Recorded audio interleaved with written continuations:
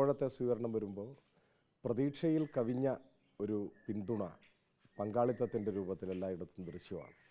ഇന്നലെ വന്നിട്ടുള്ളവർക്കൊക്കെ അറിയാം, രാവിലെ ആദ്യത്തെ സ്വീകരണ കേന്ദ്രത്തിൽ പോലും രാവിലെയുള്ള സ്വീകരണം അല്ലെങ്കിൽ ഉച്ച സമയത്തുള്ള സ്വീകരണം എന്നൊക്കെ പറഞ്ഞാൽ ഇത്തിരി അസൗകര്യങ്ങൾ ആളുകൾക്ക് പങ്കെടുക്കാനുള്ള സ്വീകരണങ്ങളാണ്. എന്നാൽ അതിനെയെല്ലാം മറികടന്ന് മികച്ച പങ്കാളിത്തവും വലിയ ഐക്യദാർഢ്യവുമാണ് എല്ലായിടത്തും ലഭിക്കുന്നത്. അതുകൊണ്ടാണ് ഞാൻ പറഞ്ഞത്, ഇടതുമുന്നണി പ്രവർത്തകരുടെ ആത്മവിശ്വാസം അരക്കിട്ടുറപ്പിക്കുന്ന അനുഭവങ്ങളാണ് ഓരോ സ്വീകരണ കേന്ദ്രങ്ങളിലും പൊതുജനങ്ങളുടെ ഭാഗത്തു നിന്നുള്ളത്.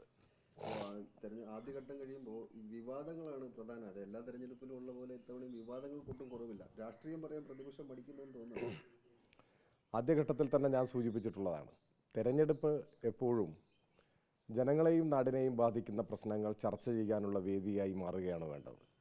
നാടിൻ്റെ വികസന സാധ്യതകൾ, നാടിൻ്റെ വികസന പ്രശ്നങ്ങൾ, ജനങ്ങൾക്ക് അവരുടെ ജീവിതത്തിൽ അനുഭവവേദ്യമാകുന്ന ക്ഷേമ പദ്ധതികൾ, സർക്കാരിൻ്റെ നയം പരിഷ്കാരങ്ങൾ, ഇങ്ങനെയെല്ലാമുള്ള വിവിധ കാര്യങ്ങൾ, ജനങ്ങൾ നേരിടുന്ന പ്രശ്നങ്ങൾ, ഇത്തരം കാര്യങ്ങളെ സംബന്ധിച്ച് ആരോഗ്യകരമായ സംവാദം, തർക്കമായാലും വേണ്ടില്ല, ഉയർന്നു വരികയാണ് വേണ്ടത്. അപ്പോഴാണ് ജനാധിപത്യം അർത്ഥപൂർണമാവുക. എന്നാൽ ചിലരതിന് മടിക്കുന്നു എന്നതാണ്. അത് രാഷ്ട്രീയം ചർച്ച ചെയ്യാൻ, നാടിനെയും ജനങ്ങളെയും ബാധിക്കുന്ന പ്രശ്നങ്ങളെ മുൻനിർത്തി ആരോഗ്യകരമായ ഒരു ജനാധിപത്യ സംവാദത്തിന് കെൽപ്പില്ലാതെ വരുമ്പോഴാണ് വിവാദങ്ങളിൽ അഭയം തേടേണ്ടി വരിക.